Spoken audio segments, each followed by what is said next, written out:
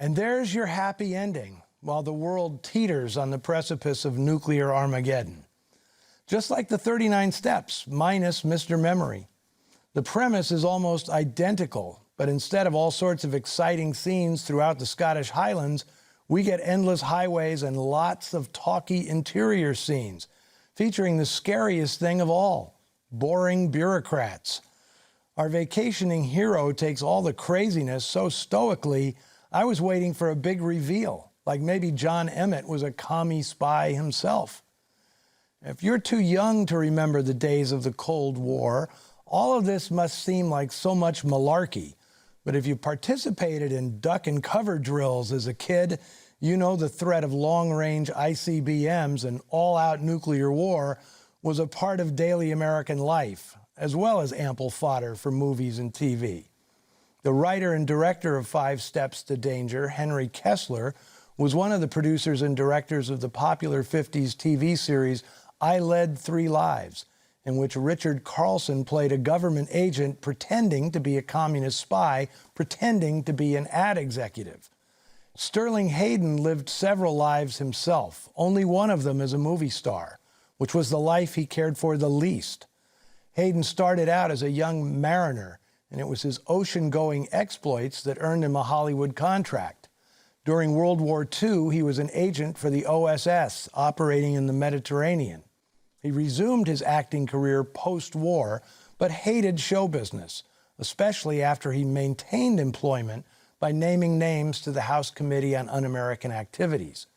In 1959, Hayden kidnapped his own children and set sail with them for the South Seas, leaving Hollywood behind. Out of that adventure came his epic memoir, Wanderer, which started him on another career as an author. Stanley Kubrick coaxed him back in front of the cameras as General Jack D. Ripper in Dr. Strangelove, which led Hayden to later appear in some of the most memorable films of the 1970s, The Godfather, The Long Goodbye, and Bernardo Bertolucci's epic 1900. In 1976, he wrote Voyage, a massive seafaring novel that earned him critical comparisons to Herman Melville. Sterling Hayden lived a ramshackle but truly epic life. Ruth Roman's sea adventures were considerably less romantic.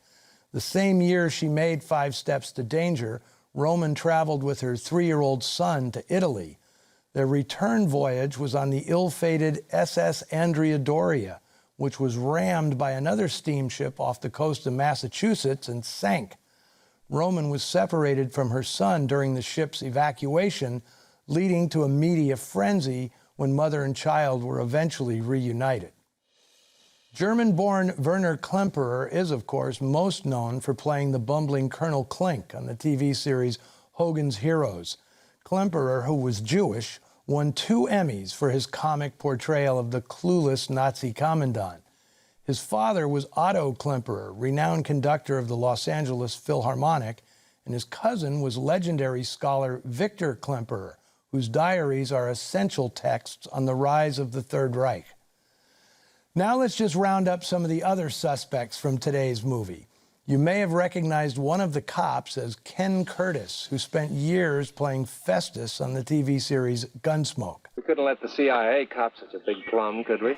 Another deputy was played by John Mitchum, whose older brother shows up in Noir Alley as often as Sterling Hayden.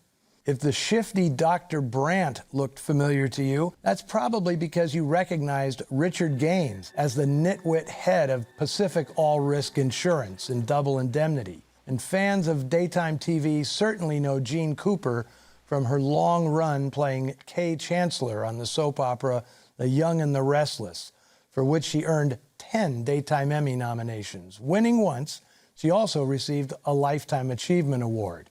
She is also the mother of actor Corbin Burnson, one of the stars of the popular series L.A. Law.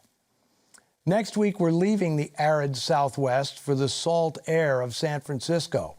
No ominous guided missiles at the center of the story, just a wayward stash of smuggled heroin and a loose cannon eager to retrieve it.